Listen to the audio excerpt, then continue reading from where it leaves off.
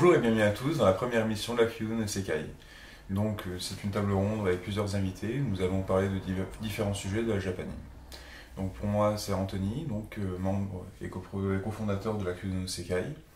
Et aujourd'hui présent avec nous, nous avons Teddy de Sunup, nous avons Gaël de Just Focus, Nelson de Jikan Project et mon homologue Adrien. Bonjour Anthony. Alors pour cette première émission, nous allons aborder un sujet qui est relativement épineux, c'est le cas de le dire, qui justement associe fansub et éditeur. Comme vous le savez tous, il y a un grand conflit entre ces deux entités, l'une officielle, l'autre officieuse, et nous allons essayer d'aborder ce sujet en neutralité totale, car nous, Kyudo no Sekai, nous tenons à cette neutralité. Je laisse donc maintenant la parole à nos invités afin qu'ils puissent donner leur avis au sujet des éditeurs et des fansubs, ce qu'ils apportent mutuellement. Moi je vais faire l'avocat du diable, donc vas-y. Alors c'est à moi de commencer. Ouais, vas-y, on t'écoute. Oui, après il y a beaucoup de choses à dire, fansub éditeur. Surtout ce que l'un peut apporter à l'autre et vice versa. Voilà, le clash éditeur fansub. Ce qu'ils peuvent s'apporter réciproquement. Je pense que les fansubs ont apporté un souffle nouveau, quelque chose qui n'était pas forcément accessible à la base en France. Et après, les éditeurs ont pu apporter quelque chose qui était légal, vu que c'était ce qui était... les fansubs se sont mis en position en indiquant, voilà, c'est pas fait en France, nous on veut que justement ça soit mis en avant, donc on va proposer un produit. Et souvent, voilà, les éditeurs sont arrivés quelques temps après et ont pu légaliser ça sous justement l'envie des consommateurs d'avoir ce produit et de l'avoir voilà, sous support physique. Et voilà. Oui, mais les fansubbers, ils ont mis sur le net un produit de façon illégale. Donc le consommateur, il a quand même téléchargé, s'est approprié de cette licence, de ce titre illégalement. Et c'est pas parce qu'un éditeur va éditer le produit physiquement par la suite que le consommateur, lui, va consommer par la suite. Ça, c'est la mentalité française, malheureusement. D'ailleurs, nous avons ici plusieurs personnes, et Adrien en fait partie.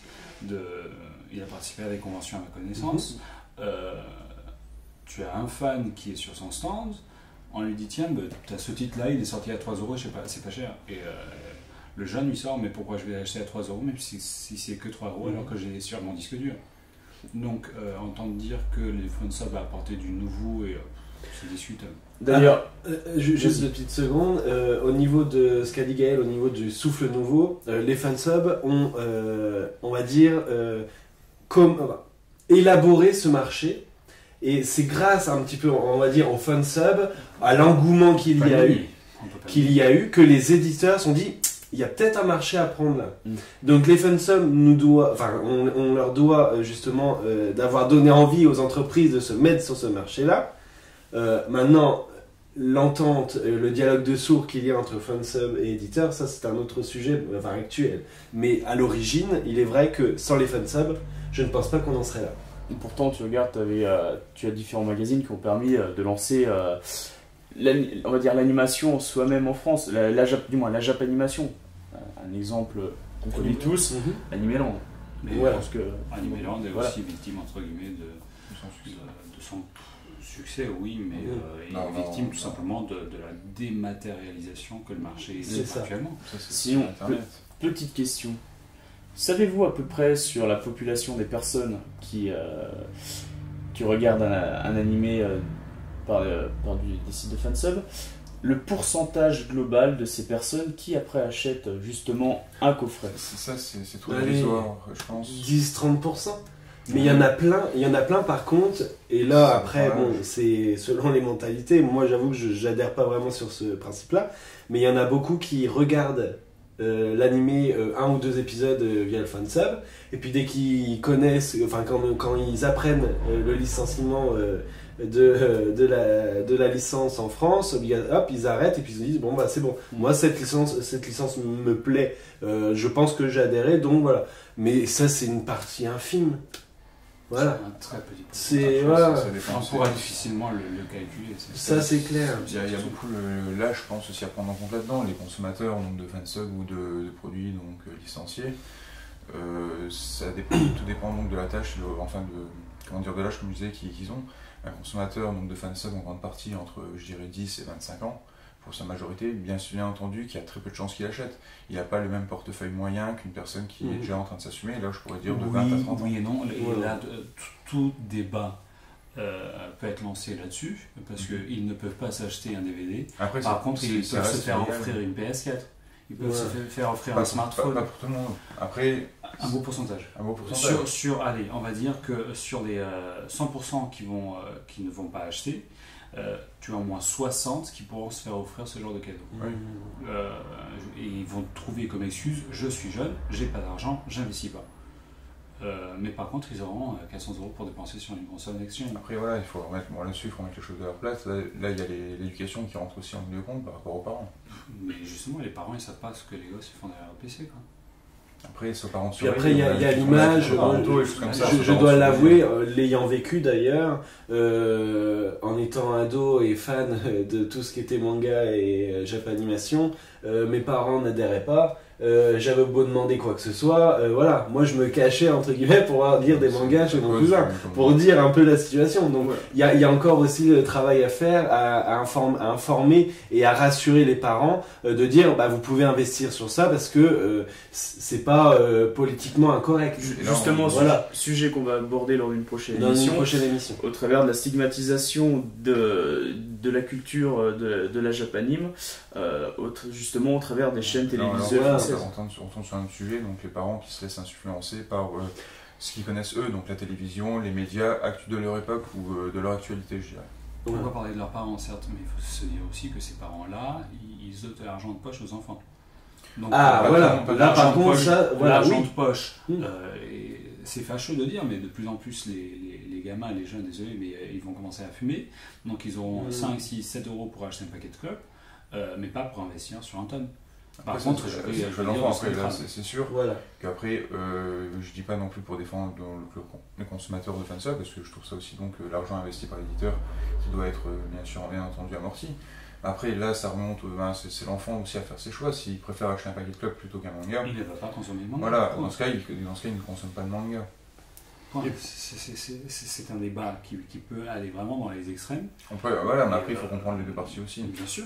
Après, on est dans une génération du tout gratuit. Tu trouves tout gratuitement sur Internet. Donc pourquoi t'embêter à acheter un produit physique payant si toi tu peux l'avoir sur le net, qui plus est souvent en avance. C'est les habitudes qui font ça. Après, les éditeurs qui soient des maisons d'édition de manga ou les éditeurs d'anime, il y a des délais, tu peux pas sortir un animé en simultané en France en support physique, que ce soit du manga papier ou de l'animé. C'est un problème sur la consommation, c'est un problème justement sur le type de consommation. Voilà, la façon de consommer n'est pas forcément la plus appropriée. Le souci aussi, le simulcast et la VOD qui arrive, on retrouve surtout dans le domaine du manga qui est précurseur, je pense, en France sur ce domaine-là.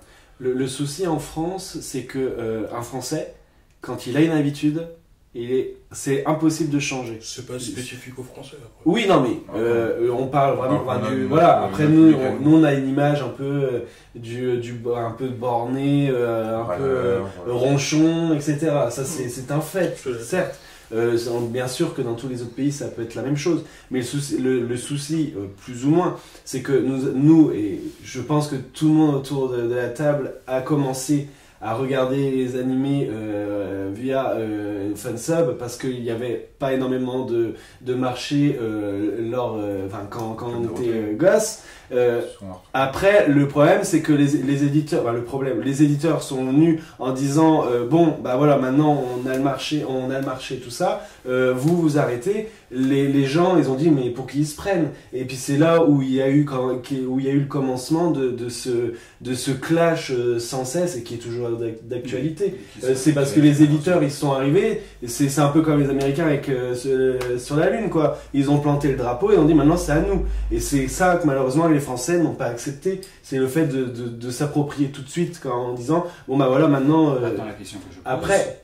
ils ont le droit. Mais bien sûr, mais non, mais je ne dis pas Non, qu'ils bah, ont. après, c'est pas Voilà. bénéfique Voilà. pour leur marché. Mais c'est juste qu'il y a eu. Ils ont payé pour une licence, ils ont investi, donc ils ont tout le droit. Bien de sûr. dire, Après, il y a peut-être forcément. Ça, c'est il y a aussi l'art et la manière d'aborder les choses. Voilà. Voilà. Moi, je trouve que les éditeurs, ils ont été peut-être un peu trop directs en disant voilà, maintenant, nous, on est là. Maintenant, changez votre habitude. Juste une petite parenthèse, direct oui et non.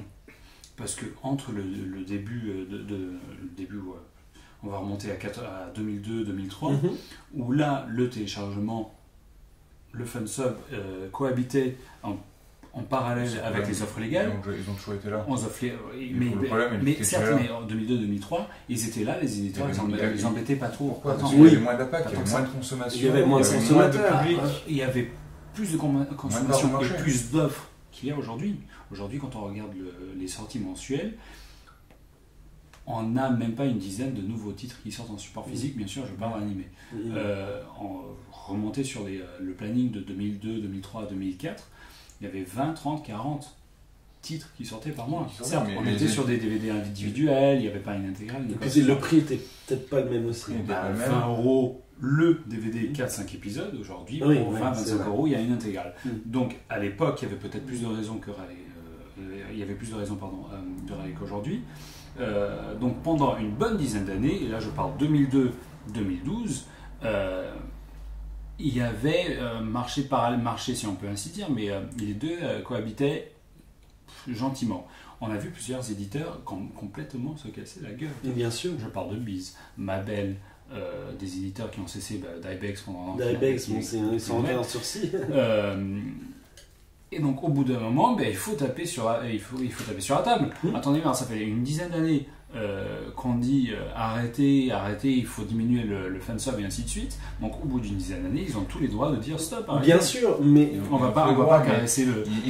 Bien sûr, c'est pas mais- le fansub, comme on disait, la consommation n'était pas la même, l'affluence n'était pas la même, ils ont voulu saisir une part de marché, et les nouveaux éditeurs, les plateformes de VOD ou de simulcast arrivent seulement depuis les 4 dernières années. Et ils arrivent en tapant du poing, eux, c'est la grosse différence Bien entre sûr, parce que on les comprend, mais après, les autres VOD, comment ça se fait que la cohabitation n'est plus possible dans ce cas? parce que ça fait une dizaine d'années que les éditeurs, ADN, c'est combien la fusion? Dans ce cas-là, Ils ils auraient pu en parler, ils auraient pu en Deux parler. éditeurs qui sont là depuis quelques années. Donc depuis quelques années, ils incitent les personnes à réduire, et ainsi de suite. Au bout d'un moment... moi je pense je qu'il y a, comprends il y a pas. surtout un manque de communication. Voilà. Parce que beaucoup Il y a- ne ça, comprennent c'est une pas, certitude, ne c'est comprennent surtout pas Les qu'il y a des ayants droit, qu'il y a des droits de diffusion, qu'il y a, L'accompagnement n'est qu'il y a, pas- il y a des pas bon. coûts, Voilà. que pour eux voilà, ils l'ont gratuitement sur internet, c'est un acquis. Je dirais que les fans qui sont là depuis longtemps, ils le savent. Bien sûr, C'est- Maintenant, c'est la mais c'est la nouvelle mais génération avant, qui arrive, mais qui ne le sait bien pas. sûr, mais avant, le public était assez restreint et dans notre âge, même si il y a un essor, il est tout aussi restreint. Il y a un nouveau public et ce nouveau public, malheureusement, il n'arrive pas réellement à se retrouver. Et il y a cette, voilà, et on n'essaye pas de réellement les informer.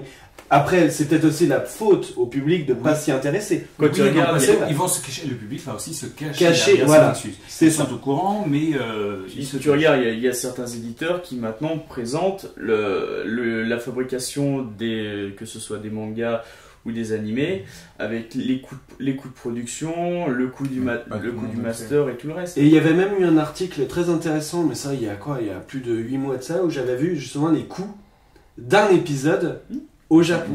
Et c'était des sommes astronomiques.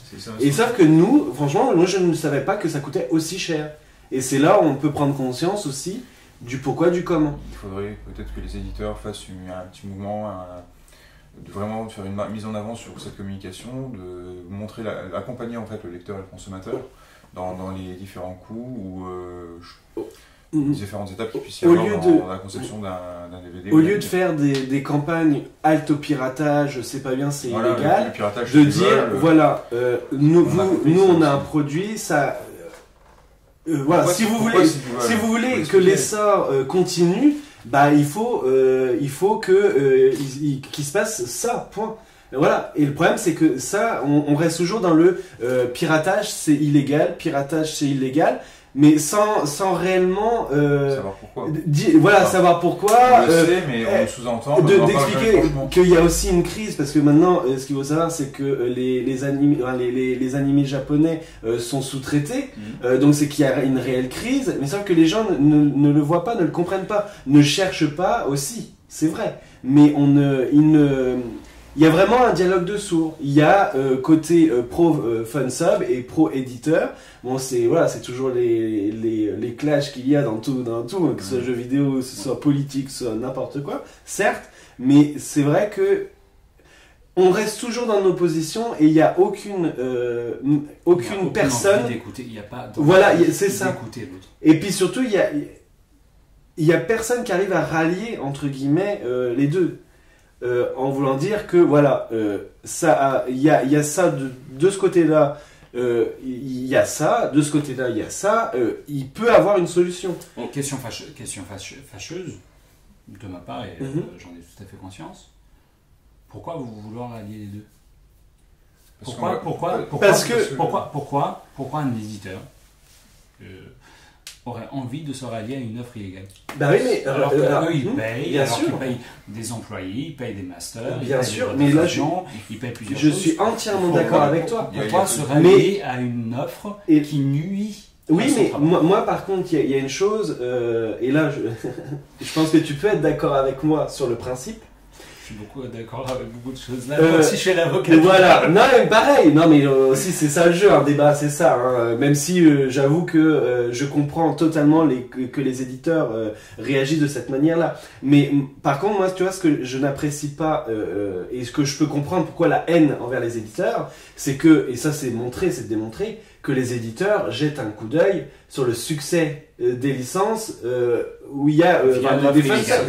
Voilà. C'est de marché. Donc ça veut dire quand même même qu'ils utilisent directement les fansubs pour pouvoir dire cette licence-là, elle est intéressante, on peut la prendre. On peut citer un exemple pour histoire de finir, Naruto, qui quand même a été voilà.